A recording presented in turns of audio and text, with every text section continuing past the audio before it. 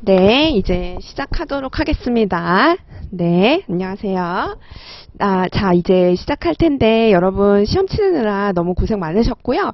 일단은 150점짜리를 앞으로 계속 6회 동안 치르게 됩니다. 그러다 보니까 빡센 일정이 지금부터 이제 시작이 된다라고 생각하시면 될 텐데, 마지막 남은 이 3기에 있어서 여러분께서 꼭 기억하셔야지 될 점은, 이제 모든 걸 완벽하게 하실 필요는 없다라는 거예요. 이제는 버릴 거는 좀 버리고 가장 필수적으로 가져가야지 될 부분 위주로 최대한 끝까지 버티자. 이 마인드 꼭 기억해 주세요. 왜냐하면 완벽주의를 가져가시려다 보면 포기하고 싶거든요. 이렇게 많은 판례랑 이렇게 많은 사례들을 어떻게 다 소화하고 시험장에 들어갈 것인가.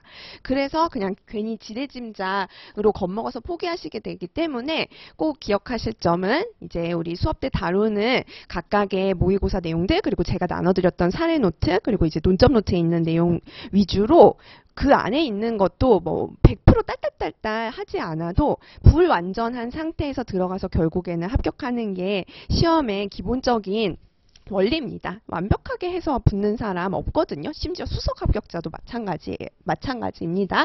그렇기 때문에 그 점을 먼저 시작하기 전에 말씀을 드리고 싶고요. 다음으로는 이제 그 논점 노트와 사례 노트 중에서 우리 오늘은 사례 노트 받으셨나요? 네, 안 받으셨나요? 받으셨죠? 네, 그거 받으신 걸로 지금부터 또 이제 다음 시험을 준비할 때까지 체크를 해주시고 복습으로 사용해주시고, 그 다음 이제 논점 노트는 우리가 다음 주에 나오게 되거든요. 그래서 그거 참조해주세요. 근데 어차피 내용이 그렇게 바뀌지 않고 판례 출처, 판례 번호 뭐 이런 거 수정이라, 기존에 제 수업을 들으시는 분들이 상기를 수강을 하시기 때문에 기존 논점 노트로 활용을 하시면 돼요. 그 다음에 이제 나머지 내용은 우리가 계속해서 기존에 수업을 해왔던 내용과 동일합니다.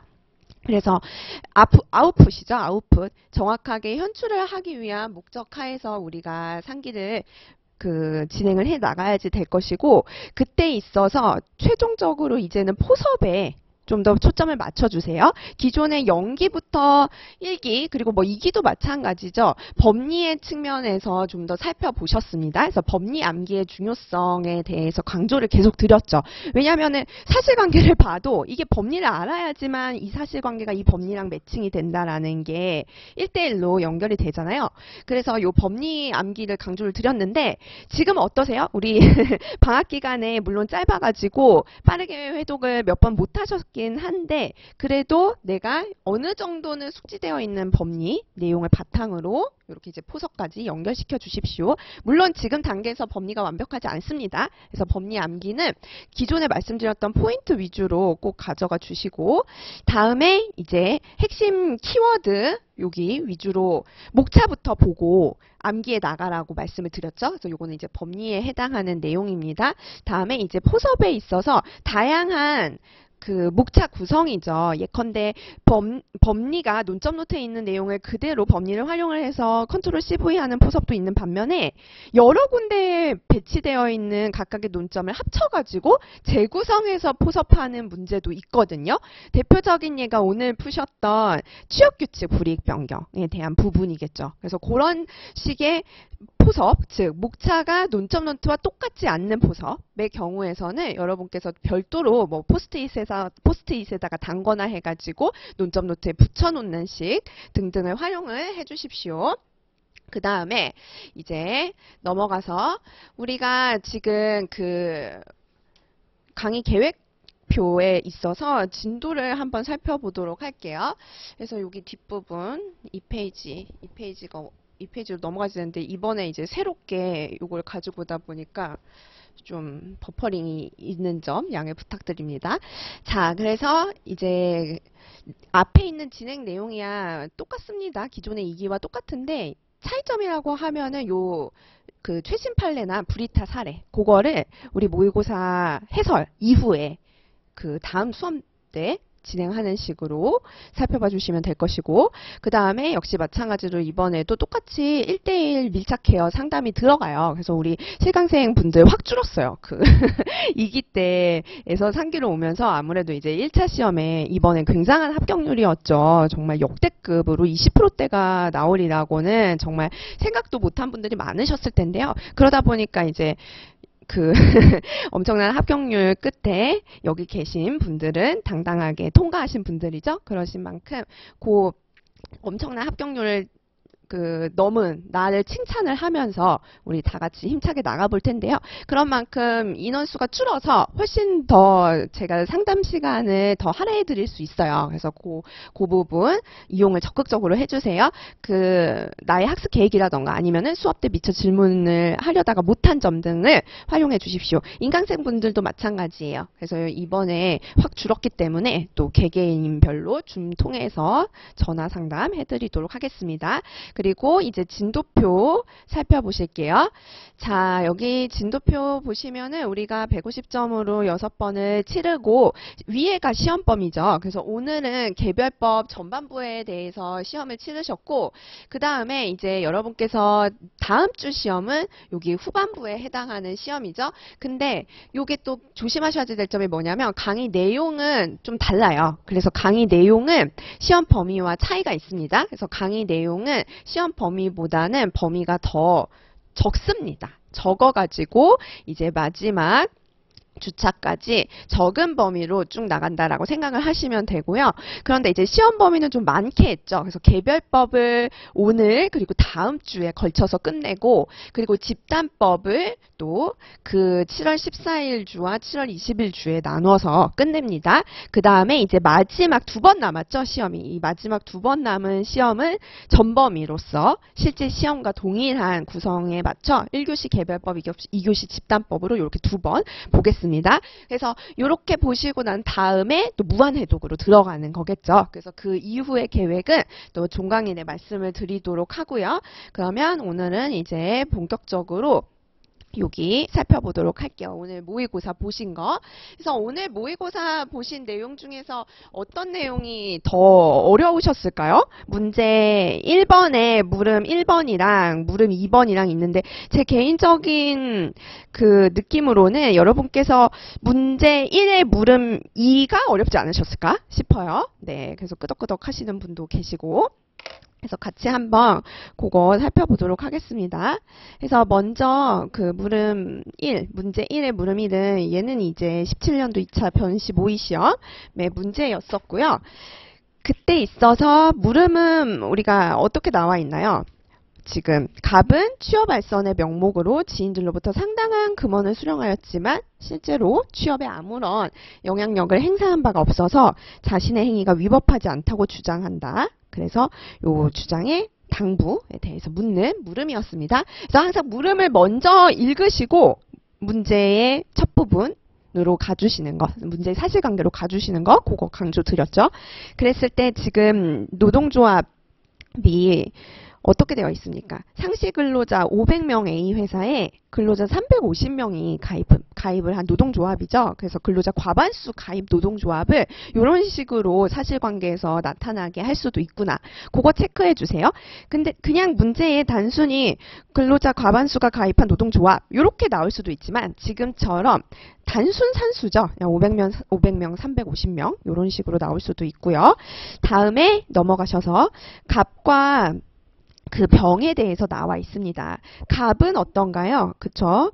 2008년 3월에 입사를 해가지고 근무하다가 사무국장을 연임을 하고 어쩌고저쩌고 해서 또 대의원으로 활동하고 있는 자고, 그 다음에 이제 병은 2012년 4월 1일에 입사해서 근무하다가 5월 20일에 퇴직을 했고요.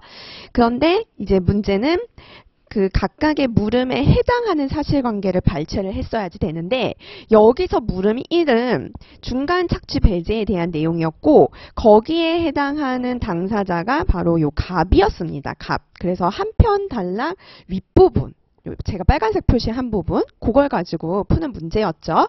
그랬을 때 지인으로부터 취업 알선의 부탁을 받고서는 합계 2,200만 원을 수령을 하였지만 구체적인 소개 알선 행위는 하지를 않았죠. 그랬을 때 이제 그 취업이 이루어지지 않은 지인이 회사에 알려서 이러한 사실을 제보받은 회사가 금전 수령 경위 등을 조사를 했을 때 물음 보시면은 자기는 아무런 영향력을 행사한 바가 없다. 그냥 금원 수령만 했을 뿐이다. 이렇게 주장한 사안이었습니다. 그래서 지금 중간 착취 배제에 대해서 내가 논점으로 잡으셨다. 나면은 어떻게 들어가셔야지 되나요? 그죠? 요거는 그대로 논점 노트에 있는 내용을 컨트롤 CV에서 써주면 되는 간단한 문제였어요. 그래서 배점도 20점으로 적게 배치를 해놨죠. 먼저 논점의 정리에서는 구체적인 소개 또는 알선 행위를 하지 않고 지인으로부터 금품만 수령한 행위가 바로 이제 금기법 구조. 그래서 이 조문을 항상 결론이 아니라 서론에 꼭 써주셔야지 됩니다. 그래서 서론으로부터 법리 그리고 포섭 이렇게 이어질 수 있도록요. 보시면 2번에서는 중간 착취의 배제 해서 큰 목차 하나 달아주시면 될 것이고 그 다음에 이제 사안의 검토, 결론 이런 순으로 가시면 되겠죠. 그래서 로마자는 그냥 뭐랄까요? 이렇게 세팅되어 있는 고정값이랄까요? 그렇게 봐주시면 돼요. 그래서 웬만해서는 로마자 큰 2번 있죠. 로마자 2번. 로마자 2번에다가 해당하는 논점을 압축시킬 수 있는 단어 써주시고 그리고 바로 로마자 3 사안의 검토로 가주시는 겁니다. 그래서 그 큰 로마자 2 안에서 내가 구성을 해주시면 되겠죠. 이 의부터 요건 이르기까지. 그래서 의 보시면은 금기법 구조 써주시고 그 다음에 이제 취지에 해당하는 내용도 써주시는 거죠. 다음에 이제 요건은 우리 늘 가져갔었던 조문 쪼개기였습니다. 그래서 영리로 다른 사람의 취업에 개입한다. 그 다음에 이제 중간인으로서 이익을 취득을 한다라는 부분 크게 두 개로 써주셔야지 되고 요 내용에 있어서 판례의 각각의 법리들 놓치지 않게 해주시는 게 중요한 득점 포인트겠죠. 왜냐하면 요거는 논점 찾는 게 어렵지 않기 때문에 판례 현출을 정확하게 잘 해주셔야지 됩니다. 그랬을 때 제3자가 영리로 타인의 취업을 소개 또는 알선하는 등 근로관계의 성립 또는 갱신에 영향을 주는 행위고 이에는 취업 알선 대가로 금품 수령하는 행위는 물론이고 반드시 직접적인 영향을 미칠 정도로 구체적인 소개 또는 알선 행위까지 나아가야 되는 것은 아니다. 요게 중요하죠. 그래서 요 내용이 핵심이었고 요 부분을 활용을 해서 포섭에 또 기재를 해주시면 됩니다. 다음에 이제 중간인으로서 이익 취득을 보면은 근로계약의 존속 중에 사용자 또는 근로자로부터 법률에 의하지 않은 이익을 노무 제공과 관련해서 취득하는 것을 말하고요. 그래서 그렇게 요건 쓰신 다음에는 법률에 따른 예외랑 그 다음에 위반의 효과 그거 간단하죠. 그거 두 가지 문장 써주시고 다음에 사안의 검토로 가시면 됩니다. 사안의 검토는 차근차근 법리에 기재한 순서대로 1대1로 매칭하여 연결을 해주시면 되는 거잖아요.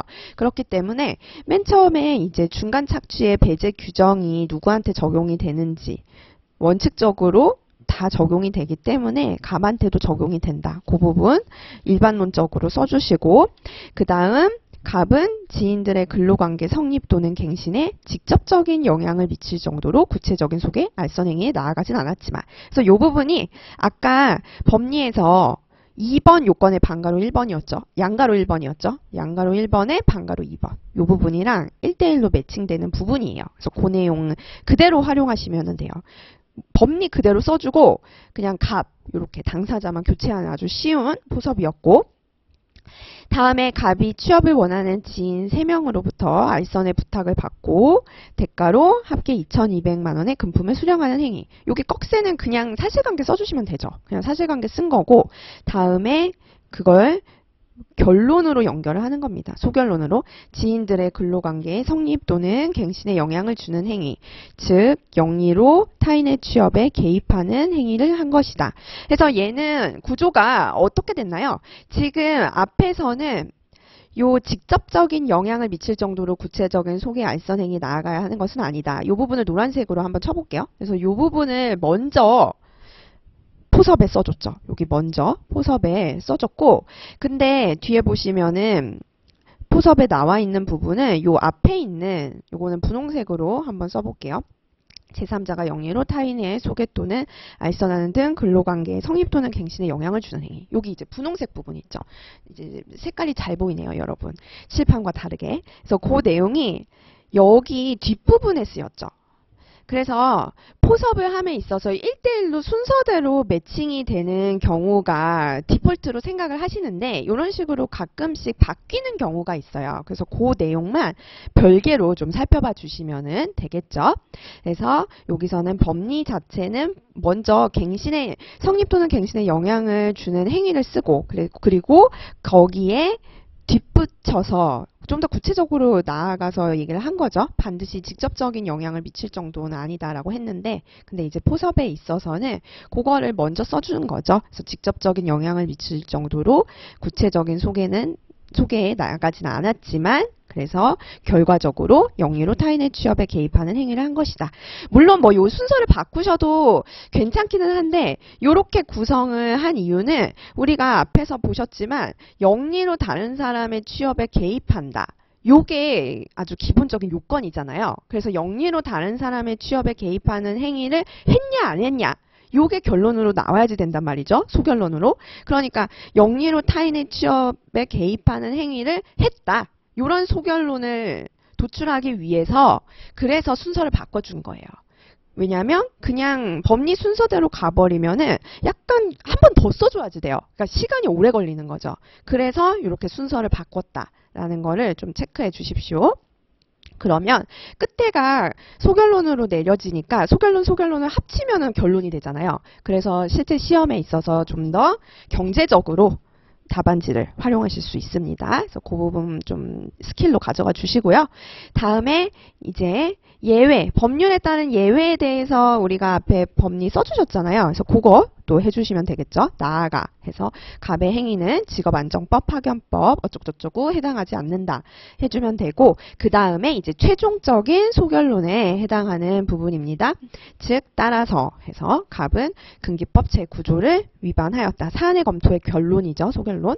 그리고 이제 글에 있어서의 최종 결론은 물음을 활용을 하여서 써주시는 QA였습니다. QA. 그래서 갑은 영리로 타인의 취업에 개입하는 행위를 하였는 바. 그래서 이게 원인 결론의 구조죠. 그래서 금기법 제9조를 위반하였으므로 갑의 주장은 부당하다라고 끝내주시면 되겠습니다.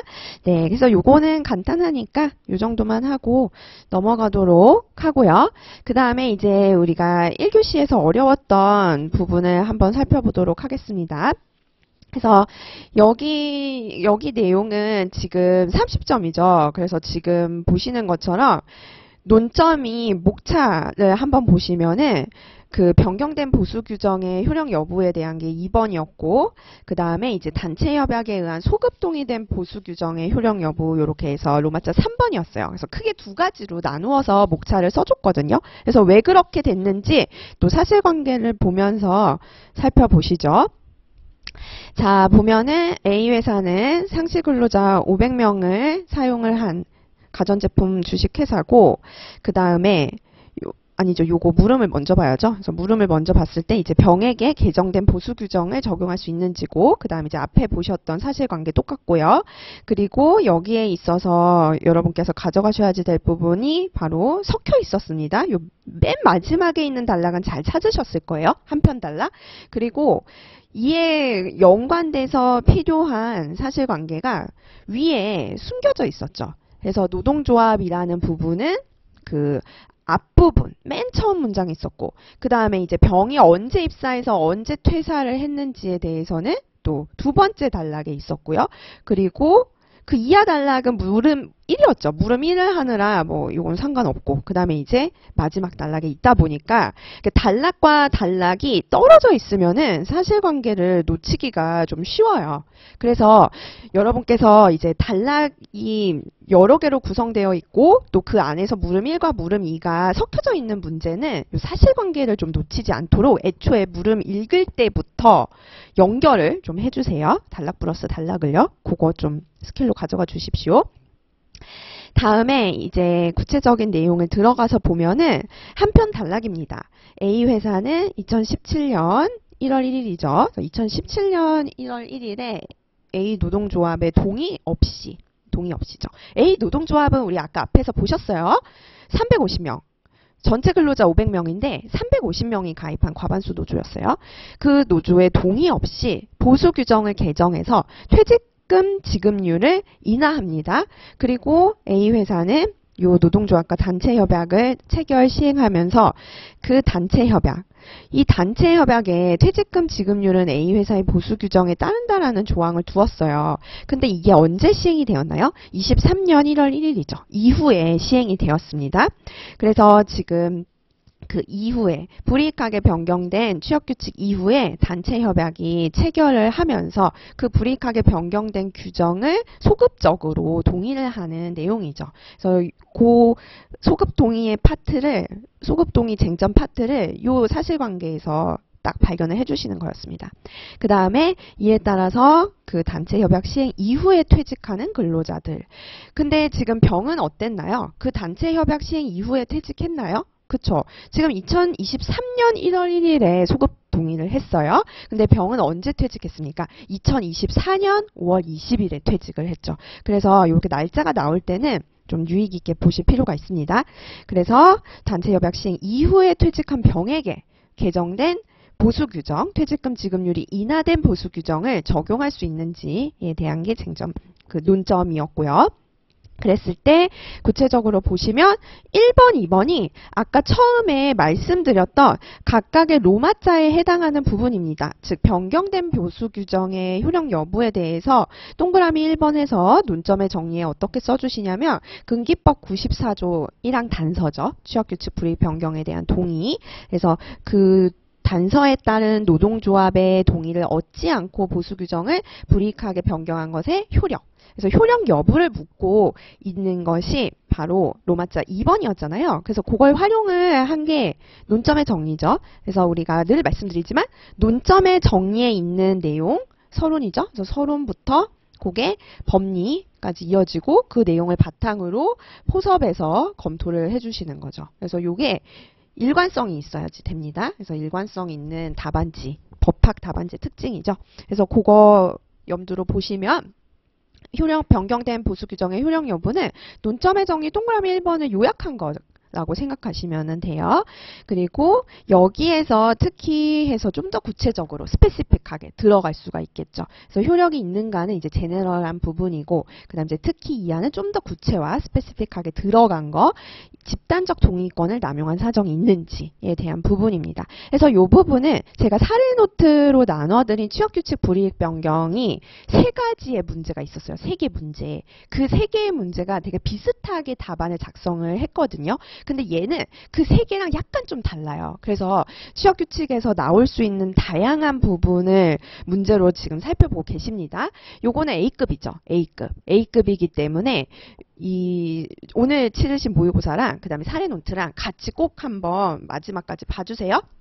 그래서 변경된 보수 규정의 효력 여부 그렇게 살펴보셨고, 다음에 이하 내용 논점의 정리 2번. 변경된 보수 규정이 무효라면 이거는 뭔가요? 그쵸? 내가 이제 이미 답을 알지만 이제 모르는 척 하면서 쓰는 스킬을 사용을 한 거죠. 그래서 변경된 보수 규정의 효력이 없다가 결국에는 로마자 2번의 답입니다. 뒤에서 살펴보시겠지만, 근데 이제 그걸 모르는 척 하면서 서론에서는 만약에 위 변경된 보수 규정이 무효라면 하면서 뒤에 뭐라고 합니까? 그쵸? 변경 이후에 단체 협약에 의해 소급 동의로 또 효력이 인정되는지, 효력 여부입니다. 마찬가지로. 그래서 똑같이 로마자 2번처럼 효력 여부이죠. 근데 이제 로마자 2번이랑 다른 점은 뭐였나요? 단체 협약으로 소급 동의된 보수 규정의 효력 여부. 이렇게 해주시면 돼요. 그래서 날짜가 다르죠? 2017년 1월 1일이 처음이었습니다. 2017년 1월 1일이 바로 로마자 2의 변경된 보수 규정. 이죠. 그거의 효력 여부를 다투고, 그 다음에 이후에 이루어진 2023년 1월 1일 단체 협약을 체결 시행했죠. 그 단체 협약에 의해서 소급 동의된 보수 규정의 효력 여부. 그래서 로마자 2번과 3번은 각각의 보수 규정의 효력 여부 이렇게 잡아주시면 돼요. 근데 이제 그 앞에 수식어로서 변경된 보수 규정인지, 뭐 여기에 날짜를 쓰셔도 되긴 돼요. 뭐 예컨대 2017년 1월 1일 변경된 보수 규정의 효력 여부, 뭐 이렇게 쓰셔도 돼요. 그래서 어찌됐던 간에 그 구별을 해주시는 거죠. 그래서 변경 내 보수 규정 2번이고 노마자 3번은 그 이후 단체 협약에 의해서 소급 동의된 보수 규정 그렇게 크게 잡아주시면 돼요. 나머지야 뭐 사안의 검토 쭉쭉 이어져 가는 목차이고요. 자, 그랬을 때 로마자 2번 볼게요. 로마자 2번 같은 경우에는 우리가 또 좀 유의해서 보실 필요가 있습니다. 왜 그러냐 하면은 논점 노트에 있는 내용을 그대로 복붙하지 않았어요. 취업규칙 불이익 변경 파트 보시면은 거기 있는 내용들을 여기서 가져오고 여기서 가져가고 조금씩 가져와 가지고 배치를 한 게 바로 이 로마자입니다. 그래서 네, 지금 잘하시고 계시네요. 논점 노트 옆에 두시고 그렇게 비교해서 보십시오. 먼저 의의는 취업규칙의 정의 를 먼저 써주시고 그 다음에 이제 취업규칙 불이익 변경의 정의에 대해서 써주신 겁니다. 시간이 없으면은 취업규칙은 빼고 취업규칙 불이익 변경이라도 써주셔야지 되겠죠. 그래서 점점점 빌드업을 한다라고 생각을 해주시면 돼요. 그랬을 때 보면은 취업규칙의 정의는 우리가 늘 해오던 것처럼 사용자가 근로자의 근로조건 복무교육을 획일적으로 규율하기 위해 일방적으로 작성하는 준칙이죠. 그래서 명칭 불문입니다. 그러한 내용을 담고 있으면 명칭 불문 취업규칙. 그리고 취업규칙 불이익 변경이란 종전 취업규칙을 개정하여 근로조건 저하 복무교육 강화돼서 근로자의 기득의 권리 이익 박탈. 이게 중요하죠. 기득 권리 박탈. 그래서 이 내용들을 포섭에 또 1대1로 매칭을 시키시는 겁니다. 즉 이게 취업규칙인가? 보수규정이라고 돼 있는데 이게 취업규칙인가? 그리고 이 보수규정이 취업규칙 불이익 변경에 해당하나? 이런 식으로 처음부터 1대1로 매칭을 해주시는 거죠. 자, 그 다음에 취업규칙 불이익 변경의 요건. 그래서 이 부분이 또 논점 노트의 목차랑은 다를 거예요. 논점 노트에 있어서는 얘가 그 제목으로 크게 들어갔어요. 제목으로 크게 들어가 있거든요. 그래서 그 부분을 활용을 해서 좀 변경을 해주시는 거죠. 답안지에 있어서. 그래서 이게 변경된 목차로서 좀 말씀을 드렸습니다. 94조 1항 단서의 내용이죠. 그 다음 넘어가서 의 요건 나오고 그 다음에 이제 효과에 해당하는 동의를 얻지 못한 취업규칙의 효력 그거는 이제 또 그대로 논점 노트 다른 부분에 있는 내용 가져와서 써주시면 되죠. 그래서 집단적 동의권 남용 법리 부분입니다. 그래서 원칙과 동의권 남용으로 나눠서요. 그래서 원칙은 어떻습니까? 그쵸. 취업규칙의 불이익 변경에 근로자 집단의 동의가 없다. 라고 한다라면 원칙적으로 효력이 없습니다. 그래서 개인적으로 동의한 근로자도 효력이 없고요. 그런데 이제 최근 대법원이 사회통념상 합리성 법리 폐기하고 집단적 동의권 남용 법리를 새로 제시를 하면서 노조나 근로자들이 집단적 동의권을 남용하였다고 볼 만한 특별한 사정이 있는 경우에는 동의가 없더라도 취업규칙의 불이익 변경을 유효하다. 라고 봤습니다. 그랬을 때 이 집단적 동의권을 남용을 한 경우를 구체적으로 말을 하고 있죠. 이게 이제 일반적 진술이고 이게 이제 구체적 진술. 그래서 1번, 2번, 3번 넘버링해서 써주시면 되고 1번은 근로관계를 둘러싼 환경 변화죠. 사회 환경 변화로 취업규칙 변경 필요성이 객관적으로 명백히 인정되고 2번은 사용자의 진지한 설득과 노력이 있었음에도 불구하고 3번 노조나 근로자가 합리적 이유 없이 취업규칙 변경에 반대하였다라는 사정. 그래서 요거 1번, 2번, 3번으로 잘 써주시고요. 그 다음에 이제 마지막이죠. 그래서 스페시픽 1, 스페시픽 2. 그래서 3번은 이제 취업규칙을 근로자에게 불리하게 변경하는 요 집단적 동의에 대한 94조 1항 단서를 판단함에 있어서 그런 취지를 고려함에 있어서 집단적 동의권을 남용하였는지는 엄격하게 판단할 필요가 있다. 그거까지 그래서 엄격 판단을 써주시면은 마무리 잘 지으신 거죠. 그래서 법리 마무리 이렇게 하고 다음에 사안의 경우로 나눠주시면 돼요. 그래서 지금 보시는 것처럼 앞에 물미는 그냥 일반적으로 법리 쭉 쓰고 그 다음에 이어서 포섭 쓰고 결론, 사안의 검토 결론 했잖아요. 근데 지금은 감을 잡으셨을 겁니다. 노마자 2 해가지고 무슨 여부 이렇게 썼죠. 무슨 여부 이렇게 했다라는 거는 노마자 2 안에서 포섭까지 마치겠다라는 뜻이지요. 그래서 여기다 이제 사안의 경우 해서 그 노마자 2에 대한 답변을 마무리 지어주시면 됩니다. 노마자 2가 변경된 보수 규정의 효력이 있느냐 했으니까 결론은 어떻게 내시겠어요? 사안의 경우 맨 마지막 문장에 어떻게 쓰시겠어요? 그 변경된 보수 규정의 효력이 있는지 없는지에 대해 쓰셔야지 되겠죠? 그래서 그 내용을 또 살펴보면 아까 제가 힌트 드렸던 부분이랑 같습니다. 즉 앞에서 법리 뭐부터 시작하셨어요? 의의해서 취역규칙 불이익 변경 이렇게 갔죠. 그래서 여기 사안의 경우도 마찬가지로 취역규칙에 해당하는지 취역규칙의 불이익 변경에 해당하는지 그렇게 보시면 됩니다. 얘는 어떤가요? A 회사의 보수 규정은 그쵸? 판례 그대로 활용하시면 돼요. 판례에서 근로조건을 획일적으로 규율이라고 해놨잖아요. 거기에 당사자만 바꾸면 돼요. 이제 A 회사가 하시고 어떤 근로조건? 퇴직금 등 근로조건 이런 식으로 써주시면 됩니다. 그래서 이 양가로 1번의 이 문장은 앞에 보셨던 법리 그냥 베끼는 거죠. 베끼는 거. 그래서 베끼기고 그래서 명칭 불문 취역규칙 이렇게 해주시면 되고요. 그 다음에 앞에서 법리의 중에 양가로 2번입니다. 취역규칙 불이익 변경 그 내용도 그냥 당사자만 교체해서 베끼기죠. 사용자가 라고 되어 있었는데 A 회사가 이렇게 바꾸시면 되고 그 다음에 2017년 1월 1일 퇴직금 지급률 인하하는 내용으로 보수 규정을 개정한 것은 이것도 사실관계 베끼기죠. 그렇게 해주시고 그래서 요거는 여기 다음이 바로 법리 베끼기죠. 법리 베끼기. A 회사 근로자들의 퇴직금에 관한 기득이익을 박탈을 하는 것이다. 그래서 근로자의 기득의 권리나 이익을 박탈한다라는 법리 내용을 이렇게 줄여가지고 바꾼 거죠. 기득이익을 박탈한다. 그래서 어떤 기득이득? 퇴직금에 관한 기득이익이고 그래서 취역규칙의 불이익 변경에 해당한다라고 써주시면 됩니다. 다음은 어떤가요? 그쵸. 요건이었습니다. 요건. 94조 1항 단서죠. 그래서 그 요건을 써주시면은 2017년 1월 1일자로 변경된 보수규정은 금기법 94조 1항 단서에 따른 집단의 동의를 받아야지 되는데 여기서 우리가 앞에서 동의 주체의 법리는 써주지를 않았어요. 이게 지금 시간의 부족함을 고려한 답안지거든요. 그래서 여기서 법리의 메인 포인트의 경우는 요 밑에 쓰셨던 요 취역규칙의 효력 부분이었거든요. 그러다 보니까 그 앞에서 어떻게 보면은 좀 당연하게 여겨지는 부분은 94조 1항 단서에 녹여져 있는 그 동의 주체입니다. 그러니까 동의 주체가 문제가 되는 판례가 있고 동의 주체가 아니라 다른 부분이 문제가 되는 판례가 있어요. 그래서 이 문제를 복습하실 때에는요. 반드시 사례 노트에 나와 있는 취역규칙 불이익 변경의 동의 주체가 문제가 된 부분이랑 같이 보셔야지 돼요. 그래서 그 내용을 또 우리가 오후 수업 때 같이 볼 겁니다. 그때 제가 지금 말씀드렸던 포인트랑 같이 보세요. 이게 항상 문제가 뭐냐면 비슷비슷한 게 나왔을 때 시험장에서 헷갈리지 않고 쓰느냐. 이게 포인트거든요.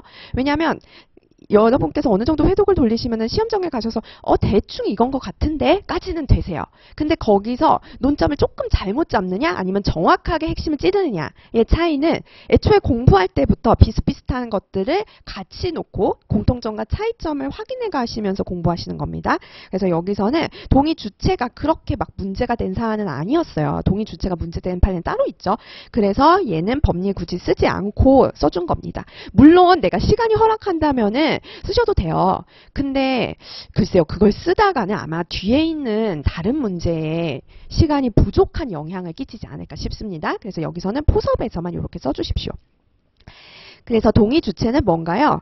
그쵸. 왜냐하면 여기에 구체적으로 나와 있지 않았어요. 그래서 보수 규정이 A 회사 전체 근로자들에게 적용되는 것으로 판단되는 바 이렇게 간단하게 전체적으로 적용된다라는 거 써주시고 그 다음에 동의 주체는 따라서 과반수 가입한 노동조합이 된다. 이렇게 해주시면 됩니다. 그래서 지금 제가 여기 노란색으로 한번 쳐볼게요. 그래서 이 문장은 여러분께서 좀 별도로 표시를 하셔서 복습하실 때 특이사항으로 가져가 주십시오. 나머지 부분이야 그냥 법리 있는 내용이고 그 다음에 이제 포섭에서 1대1로 매칭을 하는 우리가 늘 하던 패턴인 반면에 이 문장은 좀 특이하죠. 그래서 이렇게 특이한 것들만 여러분께서 사례 노트에 표시를 해주세요. 표시를 해주시고 그리고 이제 돌리시다가 막판에는 그 표시된 부분이 끝까지 날 괴롭혀 하면은 그것만 논점 노트에 포스트잇 붙여가지고 단거나 하시고 논점 노트 계속 돌리시고 시험장에도 논점 노트 가져가셔서 보시면 되겠죠. 자, 그 다음에 그래서 이 동의 주체가 A 노조입니다. A 노조. 그러니까 어떤 결론이 되죠? 따라서 A 회사가 A 노동조합의 동의를 얻지 않고 일방적으로 보수 규정을 무리하게 변경한 것은 원칙적으로 효력이 부정이 된다. 그래서 원칙적으로 효력이 부정된다라는 부분, 바로 3번 법리 3번에 있었던 내용이랑 연결을 시킨 거죠. 그리고 또 어떻게 연결이 됩니까? 그쵸. 원칙이 있으면 예외 있었죠. 그래서 예외가 집단적 동의권 남용 법리 검토였잖아요. 그래서 원칙이랑 예외 이렇게 이제 연결을 시켜 주셔야지 돼요. 근데 이제 그 과정에서 그냥 이제 노동조합의 동의를 얻지 않고 이렇게 하지 마시고 좀 더 빌드업을 하자는 거죠. 왜 노동조합의 동의를 얻어야지 되는데? 이렇게 의문을 가질 수 있잖아요. 그러면은 요 노란색으로 친 한 문장이 바로 그 근거가 됩니다. 그래서 항상 원인, 근거 이런 식으로 꼬리에 꼬리를 무는 연쇄논법의 순으로 사안의 검토를 진행을 해주시면 돼요. 항상 어떤 결론을 쓸 때 그것에 대한 원인이 무엇인가를 생각해 보시는 태도가 도움이 되실 거예요. 그 다음에 그래서 이제 원칙적으로 효력이 부정되고 그 다음에 뭔가요? 그쵸. 여기서는 원인과 결론의 구조가 아니고 원칙과 예외의 구조였죠. 앞에서는 원인과 결론의 구조였어요. 그래서 노동조합이 동의의 주체니까 이게 이제 원인이었고 그 다음에 이제 따라서가 결과였죠. 근데 이제 그 결과에 해당하는 부분을 또 원칙으로 삼고 예외로 삼아서 연결해가는 구조입니다. 그래서 법리적인 내용들이 결국에 이 패턴입니다. 원인 결과의 구조이냐 아니면 원칙과 예외의 구조이냐 아니면 일반론과 구체적인 예시, 구체적인 부연 설명의 구조이냐, GS 구조이냐, 그거죠. 인과 원칙 예외, GS. 거기에서 다 판례든지 뭐 법률 문서든지 끝나거든요. 그래서 그걸 생각을 해주세요. 다만 예외적으로 집단적 동의권을 남용을 한 경우에 변경된 인사규정이 유효할 수 있다. 그래서 앞에서 법리에 집단적 동의권 남용 법리 열심히 써줬잖아요. 그거 1, 2, 3 검토해 주시면 되죠. 그래서 얘는 또 원칙 예외로 간 다음에 그 다음에 또 GS 구조죠. GS 구조. 그래서 1, 2, 3이 스페시픽한 내용입니다. 요것도 그냥 법리를 베끼는 거예요. 베끼는 거고 좀 요약해서 베끼는 거겠죠. 근데 이제 당사자를 A 회사 이렇게 넣어줘서 베끼는 겁니다. 그래서 사회환경 변화 로 인사규정 변경할 필요성이 명백히 인정된다고 보기 어렵고 또 이런 A 회사의 진지한 설득과 노력이 있었음에도 A 회사 근로자들이 합리적 근거나 이유 없이 취업규칙의 변경에 반대하였다라는 등의 사정은 찾아볼 수 없다라는 거 그거 써주시면 되겠죠. 그래서 이제 남용하였다고 볼 수 없다. 그렇게 소결론 내주시면은 원칙으로 돌아갑니다. 원칙으로 돌아가니까 원칙이 아까 무엇이었나요? 그쵸. 효력이 부정된다 였습니다. 그래서 예외에 해당하지 않으니까 원칙으로 돌아가서 2017년 1월 1일 변경된 보수규정은 적법한 동의를 얻지 못해서 그 효력이 없다. 이렇게 마무리 써주시면 잘하신 거죠. 다음에 이제 단체 협약에 의하여 소급 동의된 보수규정의 효력 여부 볼게요. 여기서는 우리가 그 논점 노트에 제가 따로 단체 협약에 관한 소급 동의라고 제목 달아놨거든요. 그 판례예요. 그래서 이게 섞였어요. 제가 문제를 기존 기출이랑 또 판례랑 섞어서 냈거든요. 그래서 요 노마자 3번 부분이 판례 변형 부분이에요. 그렇게 살펴봐 주시고. 자, 지금 단체 협약에 의한 소급 동의의 경우에서는 법리 그거 딱 하나 써주시면 돼요. 우리 판례. 그 다음에 여기 이제 사안의 경우에 해당하는 포섭 써주시고. 그래서 목차는 되게 간단합니다. 그 다음 여기서 조금 추가된 부분이 바로 요 양가로 1번이에요. 그래서 논점 노트에도 추가돼서 나갈 건데 종전 판례 내용을 한 줄 정도 추가를 했어요. 기존에는 제가 논점 노트에 중요한 부분, 요 최신 판례, 그 이후 판례죠. 최신 판례라기보다는 이후 판례 내용만 기재를 해놨거든요. 근데 여러분께서 이제 우선순위는 이후 판례예요. 그게 맞죠. 시간 없으면은 요 양가로 2번만이라도 써야 되거든요. 근데 이제 양가로 2번이 익숙하시다는 전제하에 요 1번도 한 줄 정도는 한번 볼게요. 보면은 종전은 노동조합이 변경된 취업규칙이 무효인 사정을 모르는 채죠. 무효인 사정을 모른 채. 그래서 변경된 취업규칙이 무효라는 거를 이제 노동조합이 모른 채 이와 동일한 내용의 단체 협약을 체결을 한 경우, 우리 사항과 같은 경우죠. 이런 경우에 종전에서는 취업규칙 불이익 변경에 대한 소급적 추인으로 볼 수 없다. 몰랐기 때문에 소급적 추인으로 볼 수 없다. 그렇게 판시를 했거든요. 근데 이제 이후 판례는 모르는지 알았는지 여부에 관계없다. 이렇게 판시를 했습니다. 그래서 기존 판례는, 종전 판례는 최신 판례를 아시잖아요. 그거 이제 거꾸로 뒤집으시면 돼요. 그래서 뭐 따로 막 그렇게 외워야지 될 부담이 크지는 않습니다. 이후 판례 보시면은 지금 이제 1번과 2번의 경우로 나누어서 봤죠. 그래서 노동조합이 근로조건을 결정하는 기준에 관해서 소급적으로 동의 승인하는 내용의 단체협약을 체결한 경우 그 효력은, 동의의 효력은 단체협약이 시행된 이후에, 단체협약이 시행된 이후에, 요게 이제 포인트죠. 이후에 그 협약에 적용을 받게 될 노동조합 근로자들에 대하여 생긴다. 노동조합원이나 근로자들에 대하여 생긴다. 고 할 것이므로 뒤에 보시면 볼드만 볼게요. 기득이익을 침해받게 되는 기존의 근로자에 대하여 종전의 퇴직금 조항이 적용되어야 함을 알았는지 여부에 관계없이 그 협약 적용을 받게 되는 기존 근로자에 대해서도 변경된 퇴직금 조항을 적용을 해야지 된다. 그래서 여기서 알았는지 여부에 관계없다라는 것이죠. 그래서 앞에서는 그 무효인 사정을 모르면은 소급적 추인으로 볼 수 없다라고 했었는데, 여기에 있어서는 그러한 사정을 알았는지 몰랐는지 요거는 상관없다라고 보는 게 이후 판례의 핵심이었습니다. 그래서 사안의 경우 적용을 해보시면은 이제 소급 동의에 해당하느냐, 거기서부터 빌드업 해 주시는 겁니다. 그래서 A 노조는 언제, 그쵸, 2023년 1월 1일 A 회사와 단체 협약을 체결 시행하면서, 요 내용은 만약에 사실관계에 있다라면은 그 사실관계 그대로 써주시고, 근데 사실관계가 좀 변형되어 기재되어 있다 하면은 이렇게 포섭하실 때 주어 먼저 써주시고요. 주어, 그 다음에 이제 일시 해서 주일 상목행, 요렇게 항상 판결문 쓰는 법 할 때 배우거든요. 그래서 주일 상대방입니다. 상대방. 그래서 주어, 일시, 상대방, 그 다음에 이제 목적어, 무엇을, 대상이죠. 그래서 주일 상목행이에요. 그래서 행입니다. 행위. 그래서 목적어, 대상은 단체 협약이고요. 체결 시행 하면은 행위죠. 행위. 그래서 여러분께서 포섭할 때 뭔가 헷갈려 하면 주일 상목행을 기억을 해주세요. 그래서 요게 민사재판 실무나 뭐 형사재판 실무나 판결문 쓸 때 요거 형식적 기재 사항으로서 항상 암기해서 쓰는 내용입니다. 적용하는 내용이니까 그거 답안지에 쓰실 때도 활용하시면 좋을 거고요. 그래서 요렇게 구성이 되는 것이고, 그 다음에 단체 협약에 뭘 두었죠? 그쵸, 요게 중요했습니다. 사실관계에서 요걸 뽑아가지고 잘 써주셔야죠. 퇴직금 지급률은 A 회사의 보수 규정에 따른다 라는 조항을 두었는 바. 그래서 제가 사실관계를 연결할 때, 사실관계와 법리를 연결할 때 이렇게 뭐뭐 하였는 바 아니면 뭐뭐임으로 요런 거 활용하라고 말씀드렸죠. 그래서 사실관계인 바 법리다. 사실관계임으로 법리다. 요런 구조가 문장이 포섭의 문장의 기본 형태입니다.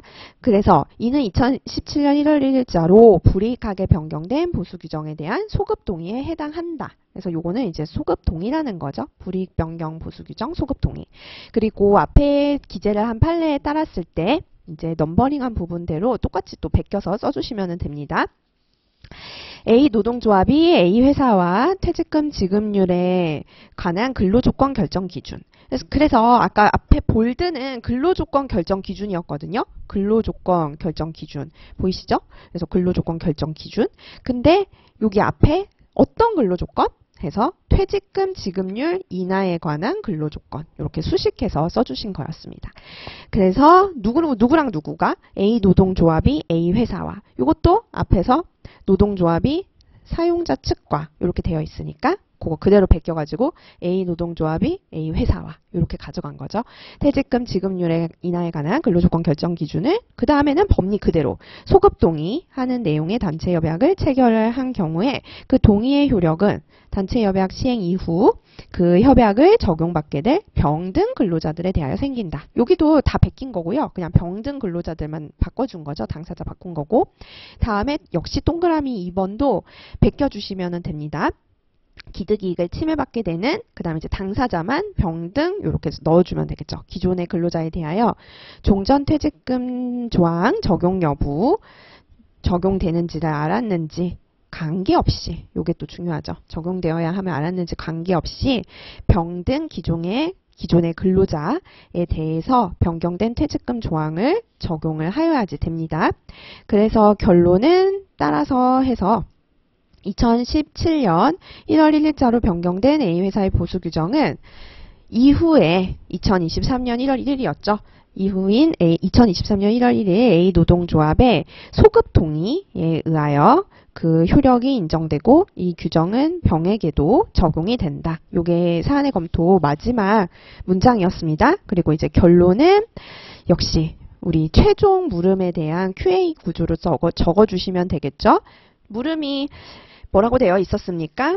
그쵸. 이게 A회사에 개정된 보수 규정이 병에게 적용되는가에 대해 물었으니까 그래서 이렇게 A 노동조합의 소급 동의에 의하여 병에게 적용된다. 그래서 그 내용 또 써주시면은 되는 것으로 마무리를 짓겠습니다. 자, 그래서 여기까지 우리가 해서 1교시가 아니라 오전 수업 마치도록 하고요. 그 다음에 오후 수업 때는 말씀드린 것처럼 이 뒷부분이랑 그 다음에 취업규칙 불이익 변경 여부 같이 비교해서 보셔야지 돼요. 그래서 그거 함께 비교하는 거 보시고 또 사례 노트에서 말씀드려야지 될 부분 체크하는 식으로 수업 진행할게요. 그러면 우리 1시간 할까요? 지금 1시니까 2시. 그래서 2시에 다시 오시는 걸로 하겠습니다. 네, 고생하셨어요.